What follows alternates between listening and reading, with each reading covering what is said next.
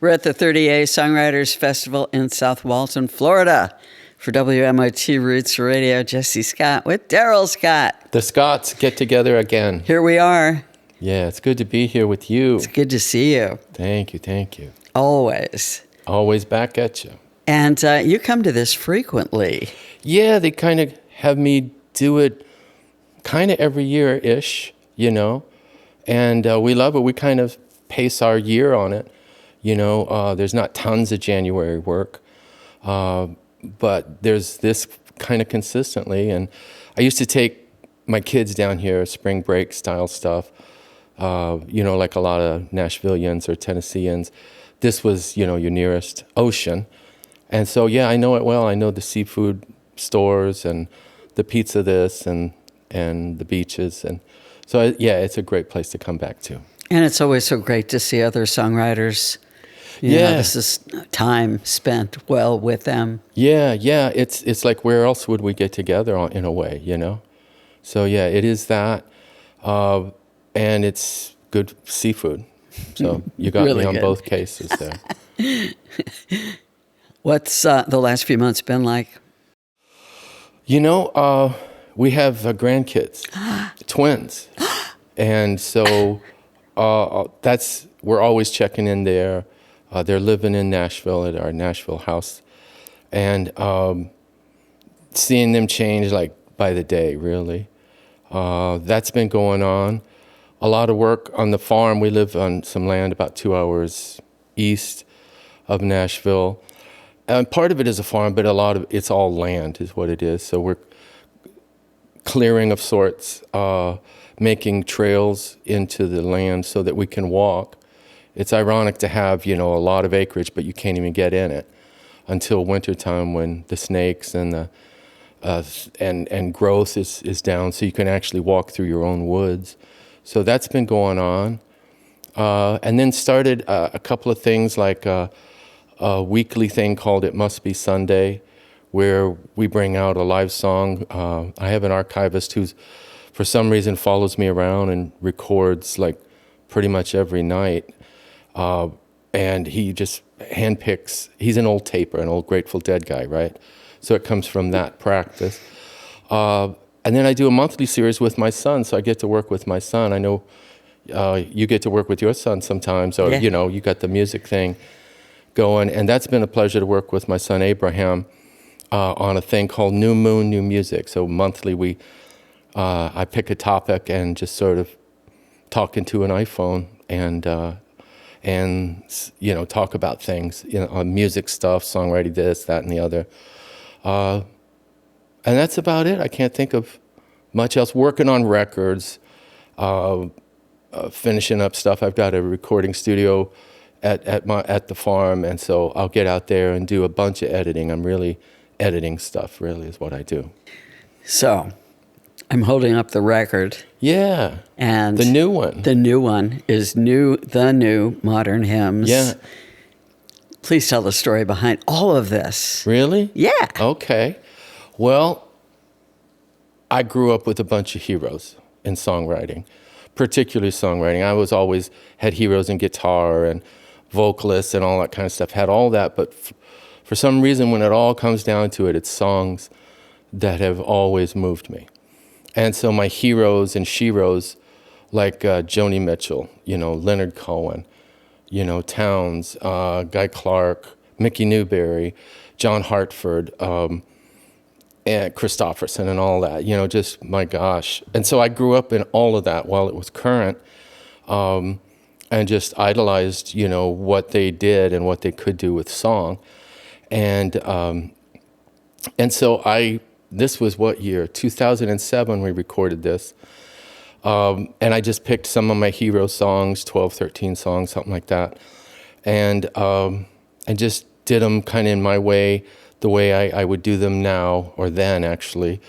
And the other weird thing about that particular record is I surrounded the whole record with 3 musicians, me, Danny Thompson on upright bass from London, England, and Dirk Powell, who lives down in Cajun world, because Dirk plays a bunch of instruments, I play a bunch of things, and Danny is our solid. And then so the 3 of us would sit in George Massenberg's studio over there at Blackbird. And he let us like take over his room with the console and everything. So we were going for a live kind of album, almost the direct-to-disc mentality of the 70s, where there was some of that going on. But it turns out we couldn't, and so that three-piece band would, in would come Stuart Duncan, in would come the Fisk Jubilee Singers, in would come John Cowan and Jamie Hartford, and so that was the idea behind it. And so those three musicians kept, I kept them all together and just had visiting, 10 o'clock, somebody would come in, 2 o'clock, somebody would come in while doing my Heroes and Sheroes songs. And I couldn't get everybody, so then we realized we need to overdub a little bit. So like I got Del McCurry and Ronnie McCurry to come in on a Joni Mitchell song and overdub, and got Alison Krauss to come in and sing backgrounds on a song, and a duet with Mary Gauthier. And so what we couldn't get live, and we got most of it live, I just grabbed as an overdub, and then it came out, and it had a 5-year lease. The lease came up in 2013, so it's been out of print. In essence, that record right there has been out of print since 2013. And I thought, in 2024, it was time to get it back around. And then I found a Lost Track by Cat Stevens. And it's a very obscure Cat Stevens song. But my bass player, Danny Thompson, has buddies with Yusuf and his musical director sometimes. And he said, how about this song, Wigwam? It's the way he called it. And I looked it up, and I was like, yeah, let's do this. And it was a session outside of that 3-core thing, the 3 people thing. But it was back when, do you want to hear all this? Yeah. You sure? Yeah. Okay. So were you in town when Cat Stevens was to come to Nashville and make a Nashville Cat Stevens record? I don't think so. It would have been around 2004.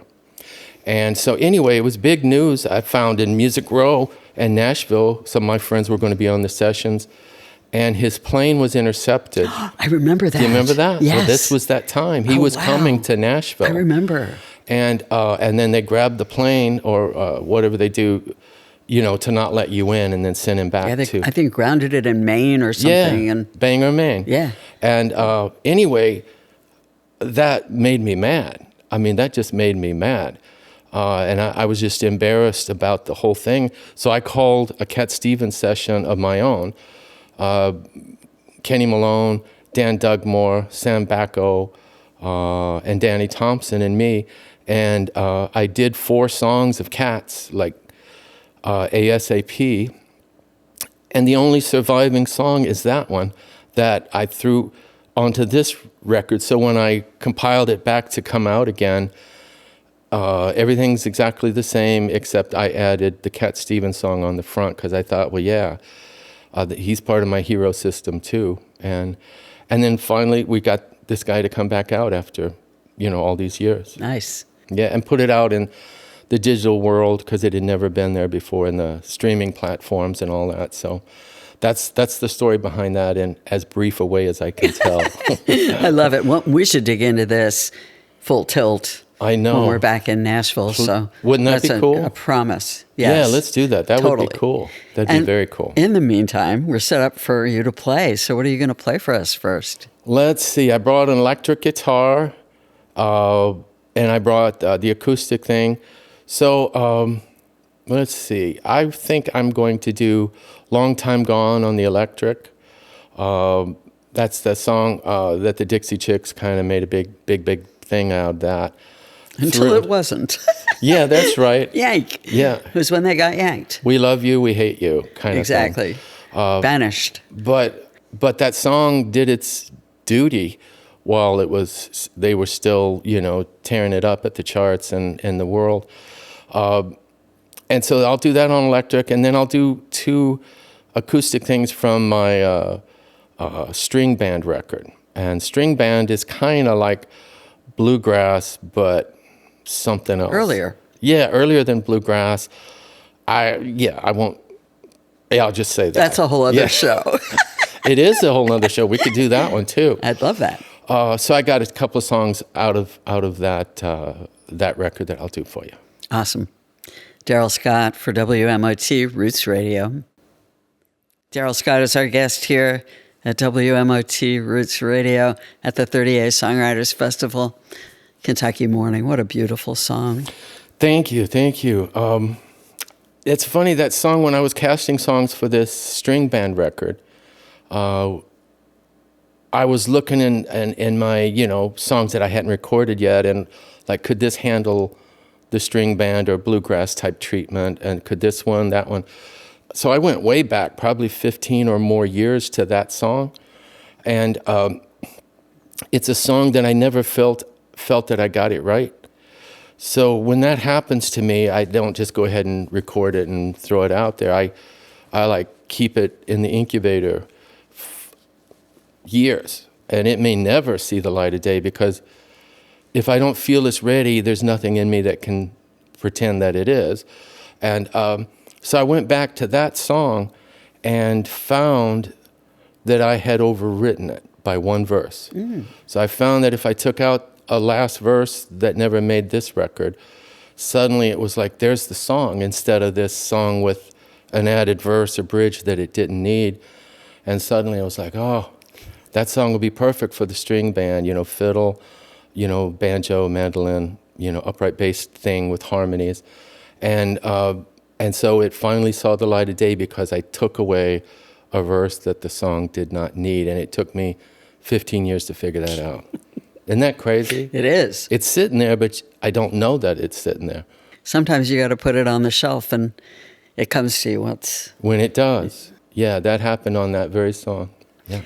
So thank you for wearing a Malcolm Holcombe t-shirt. Let's see.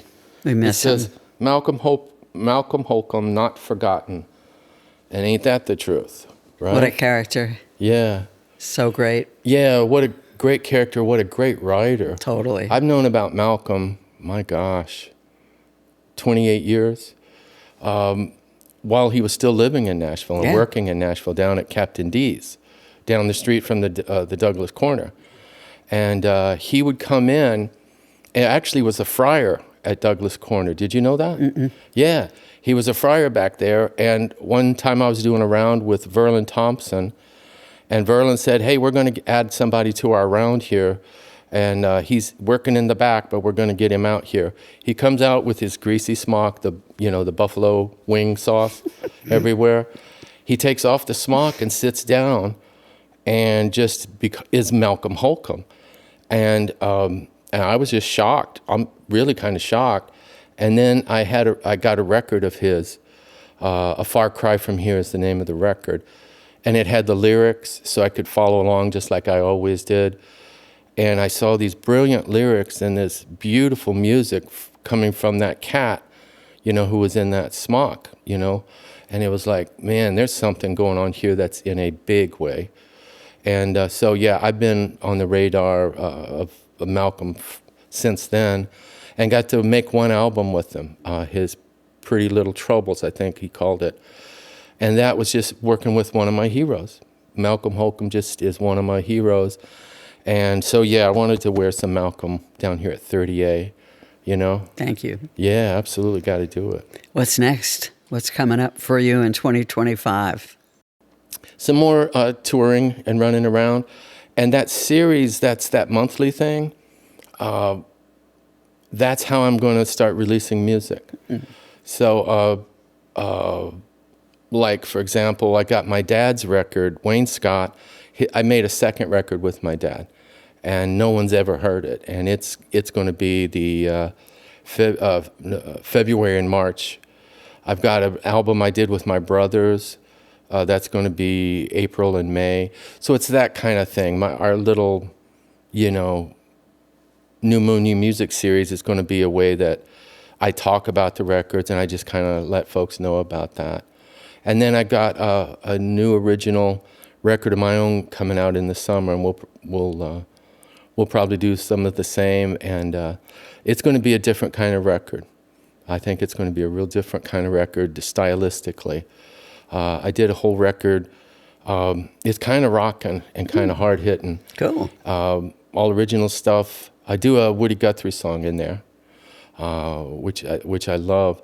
But it's a record where I play all the electrics on it. A lot of times, living in Nashville, I can get such great players, everywhere, steel players or this or that, and I kept those duties all to myself on this recording, and so that kind of stuff, and a bunch of touring, but that monthly thing that maybe lets people know about, what I'm doing. Smart. And what new recording we have, This is the Wild West. Yeah. No rules. There are no rules, and I hate following rules even when there are rules. I'm just bad. I'm bad. And so that's my way of trying to let folks know about music. So good. Well, it's so great to see you. Great to see you, sister. And brother. Thank you for coming by. Thank you, Jessie. Of course, now this adds to the rumor that we're family. Yeah, I know. Well, we'll just keep it going. I'm down with that. What's wrong with that? Thank you. Thank you. Yeah. Darrell Scott for 30A for WMOT Roots Radio.